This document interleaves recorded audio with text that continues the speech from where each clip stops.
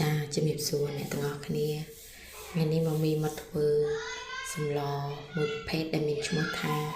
សម្លស្ងោរស្ពៃកញ្ញាជាមួយនឹងត្រីក្រាំងអ្នកទាំងអស់គ្នាខ្ញុំមានត្រីក្រាំង2ក្បាលណាជាមួយនឹងស្ពៃកញ្ញាហើយខ្ញុំដាំទឹកឲ្យពុះទៅខ្ញុំក៏ចាប់ផ្ដើមដាក់ខ្ទឹមមានខ្ទឹមសជាមួយនឹងខ្ទឹមក្រហមហើយយើងក៏ចាប់ផ្ដើមកាត់ត្រីកង់កង់ចាអញ្ចឹងត្រីមួយកាត់ពី2កង់កាត់បាន4កង់ដាក់ចូលក្នុងឆ្នាំងទៅចូលរងចាំឲ្យទឹកពុះបន្តិចខ្ញុំក៏ចាប់ដាក់គ្រឿងមានអំបិលទឹកត្រីប៊ីចេងស្ករម្សៅស៊ុបចាដាក់ប៊ីចេងបន្តិចទេហើយខ្ញុំដាក់ម្សៅស៊ុបថែមទៀតជាមួយនឹងម្រេចដើម្បីកាត់ក្លិនឆ្អាបរបស់ត្រីអញ្ចឹងអ្នកទាំងអស់គ្នាចាបន្ទាប់ពីយើងដាក់គ្រឿងក្រៅបានគ្រប់មុខហើយអស់យើងរងចាំតែបន្តិចទៀតដើម្បីឲ្យត្រីវាឆ្អិនល្អជាមួយនឹងទឹកស្លវាចូលជាតិគ្នាសោះយើងចាប់ផ្ដើមដាក់បន្លែចាស្ពៃកញ្ញាខ្ញុំមានមកច្រែងនេះដាក់ទាំងអស់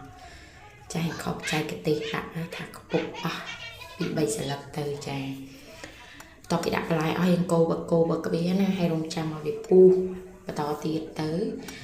តបតរំតវាឆ្អិនណាទាំងអស់គ្នាចានៅពេលដែលវាមើលតែចិត្តឆ្អិនហើយខ្ញុំក៏ចាប់ផ្ដើមហាន់ជាមួយនឹងស្លឹកខ្ទឹមចាដើម្បីដាក់ពីលើយកក្លិនរបស់វាកាន់តែឈ្ងុយអញ្ចឹងណាទាំងអស់គ្នាចាដោយសារតែម៉ាមី